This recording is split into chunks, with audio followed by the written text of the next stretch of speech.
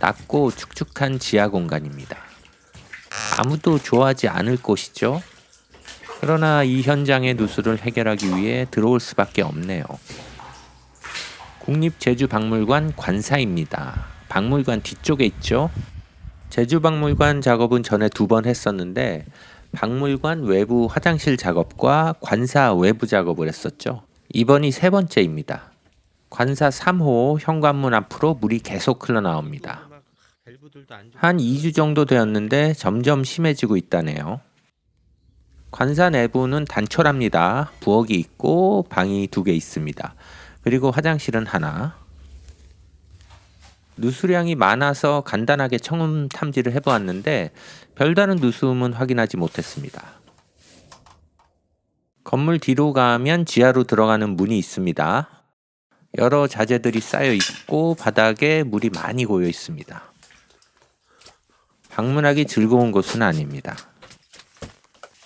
외부에서 인입되는 급수관이 보입니다. 그 외에도 하수관과 난방 배관까지 모든 배관이 지하로 내려와 있습니다. 1층 누수로 인해 스티로폼 사이로 물이 떨어지네요. 이 정도면 누수 작업을 하기에 충분한 누수량이라고 생각했는데 계량기 검사와 압력계 검사에서도 누수는 없는 것으로 확인됩니다. 그렇다면 대칭형으로 이어진 2호를 의심해 봐야겠습니다. 간이 계량기 검사에서 별침이 확실하게 돌아줍니다. 냉수 배관에 누수가 있음이 확인되었고요. 지하에서 보면 2호 계량기로 올라가는 배관에서 다량의 물이 떨어지고 있는 것이 확인됩니다. 바로 누수 탐지 가스를 투입하고 가스 탐지를 시작했습니다. 그러나 예상과 다르게 누수 탐지 가스는 쉽게 감지되지 않습니다. 보통 이 정도 누수량이면 가스 투입 후 바로 탐지가 되는데 뭐가 잘못되었을까요? 그런데 가스는 의외의 장소에서 확인되었습니다. 바로 붙박이장 상단입니다. 가스가 장롱 뒤로 올라가고 있네요. 누수 위치가 장롱 아래입니다. 청음 탐지 결과도 같은 방향을 가리키고 있습니다. 붙박이장을 드러내야 하나요? 제주 박물관 측과 상의 끝에 비용이 들더라도 배관을 새로 까는 게 낫다는 결론을 냈습니다. 간단한 작업은 아닌데 우선 검침을 위한 계량기는 살려야 합니다.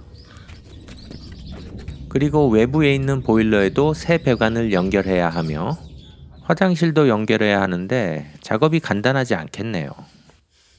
당연히 부엌도 냉온수 모두 필요하고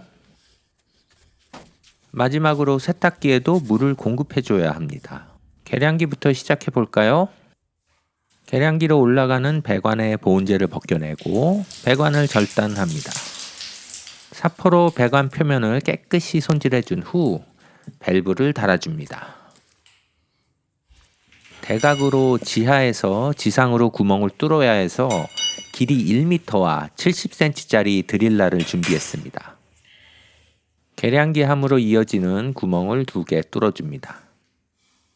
다행히 계량기까지는 그리 멀지 않습니다. 지하로 이어진 구멍에 새 배관을 넣고 준비해간 새 계량기를 연결해줍니다.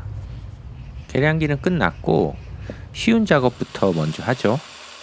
베란다 세탁기 라인부터 먼저 작업합니다. 이렇게 바닥에 구멍을 내면 건물 외부로 나옵니다. 여기서 옆으로 벽을 뚫고 들어가면 지하 공간이 나오죠. 이제 새 배관을 뚫어준 구멍을 따라 지하 공간까지 넣어줍니다. 다음은 부엌 차례. 난방 배관을 건드리면 안 되기 때문에 벽과 분배기 사이로 구멍을 뚫어줍니다. 구멍 2개가 깨끗하게 만들어졌고 싱크대 하단에 밸브와 연결 부속을 설치해줍니다. 그리고 지하에서 연결되도록 배관을 빼놓습니다. 이제 난구간입니다. 지하에서 보일러로 구멍을 뚫어야 합니다. 대각으로 꽤 먼 거리를 뚫어야 하는데 걱정입니다. 1m짜리 콘크리트 드릴라를 사용하여 구멍을 뚫습니다.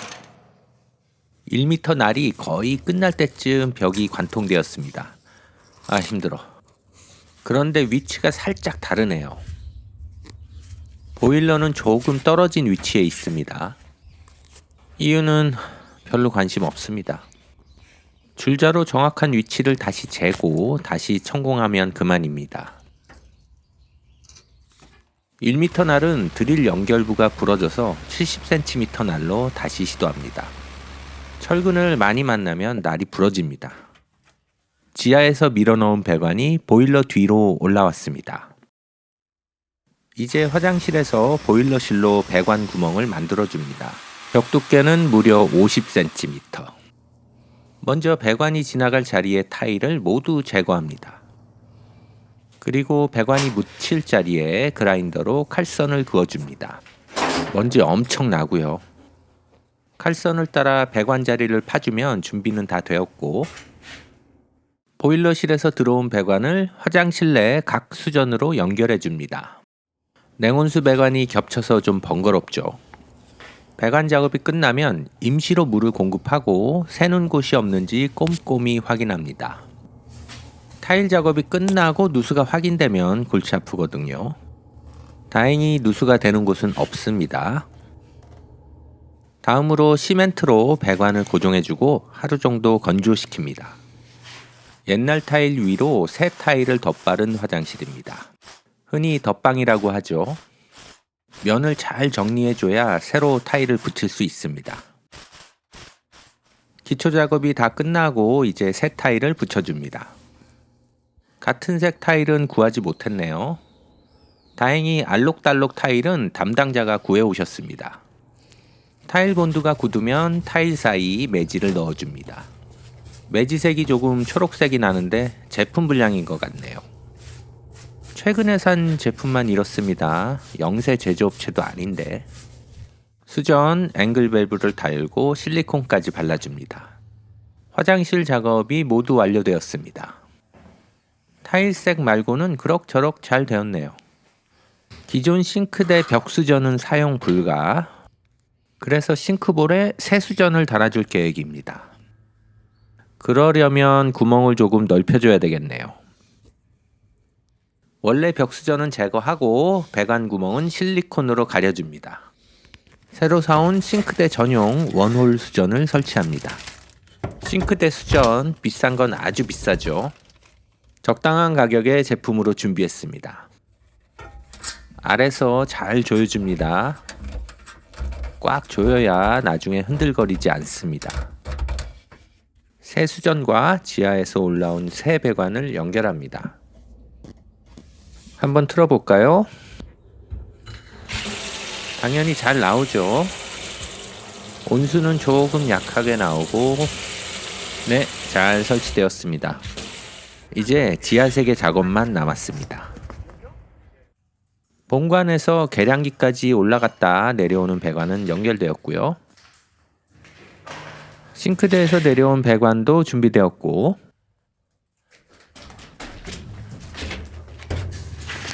보일러실에서 온 배관도 오케이.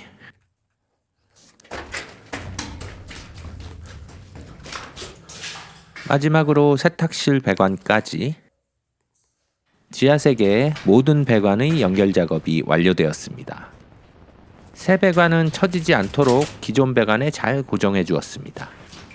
지하 공간이니 보온재는 두꺼운 것은 필요 없네요. 이렇게 지하는 되었고, 지상 한번 둘러볼까요?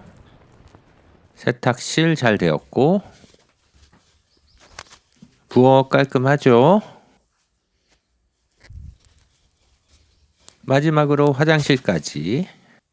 배관 신설 작업이 모두 완료되고, 작업은 3일 소요되었는데 작업을 마칠 때쯤에는 계단도 모두 말랐습니다. 손가락 하나면 구독이 완료됩니다. 부탁드려요.